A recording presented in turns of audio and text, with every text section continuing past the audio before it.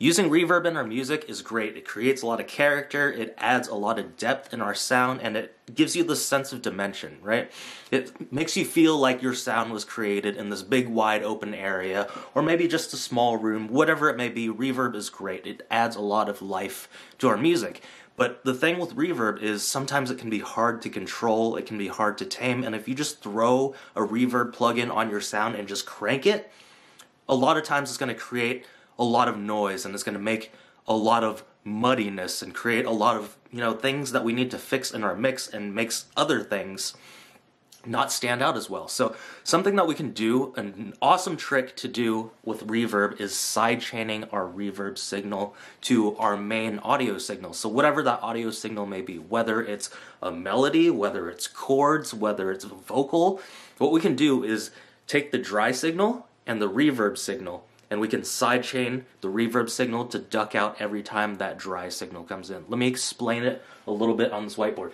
So, reverb sidechaining. Imagine this is your melody. This is your main signal, right?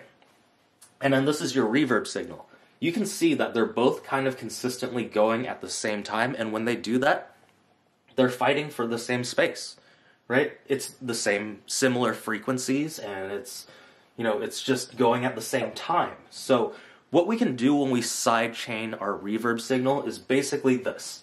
We are ducking this reverb signal every time our dry signal plays, but as you can see in between these spaces where there's no actual notes being played, nothing dramatically happening, that reverb signal comes back in so that it fills in those gaps.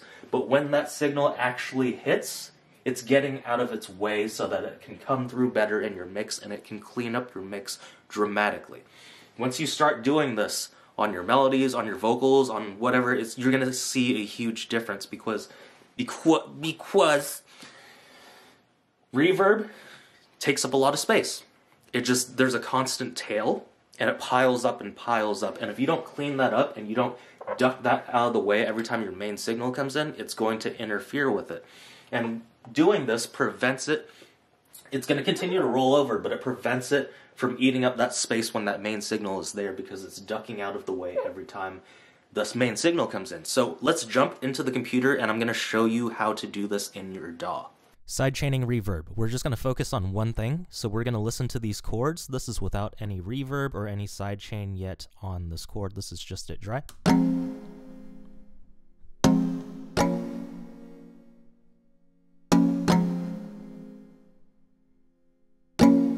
Okay, so that's what the chord sounds like. Now, what I'm going to do is I'm going to create a bus, and I'm going to put a reverb on it, which I have already done. Okay, so you just add a return track, and you put your reverb on it. Now, let's see what happens when we send some reverb and introduce it to this chord.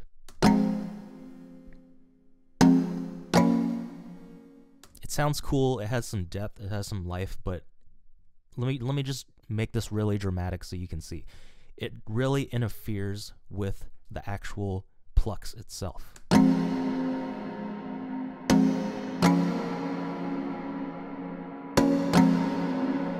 You see how it took away a lot from the actual hits of the note when you do that. And obviously this is very dramatic. No one would ever do this much reverb on this, but it comes to show you that that's how the reverb is quickly eating up your mix underneath where you aren't even noticing, because that kind of stuff is going on. Right? It's not, the plucks aren't hitting as hard. So what I'm going to do is I'm going to throw a compressor on the same reverb bus. Any old compressor that has sidechain. So I'm going to use Ableton stock, and if we open this up, right here, we're going to sidechain it. We're going to hit sidechain, and we're going to sidechain it to the actual chord track itself. So, chords. And what you'll notice now, before I even do this, let's listen to it again. This is without any sidechaining. Not giving it very much space. Now, instantly when we hit sidechain and we lower this threshold, look what happens.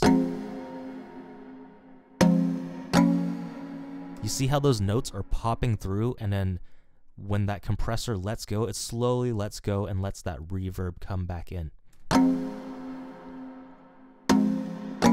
And obviously we can control how quickly it releases right here.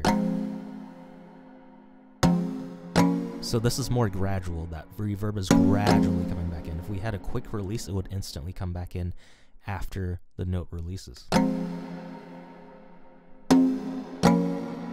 But that note is still coming through much better than if it were to be like this.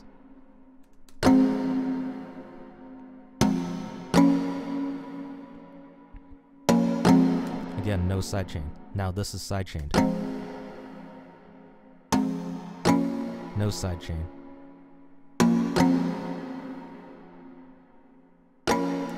Sidechain. So this trick alone with reverb is going to clean up your mix so well. If you found this helpful, if you want to learn more about music production and how to make money off of your music by monetizing and selling your music to artists and to obtain high-ticket clients, there's a link that I'm going to leave down in the description. I can't even talk. There's going to be a link that I leave down in the description. Just click that. It's a completely free training. Just register and you can watch that training right away. I hope this helped.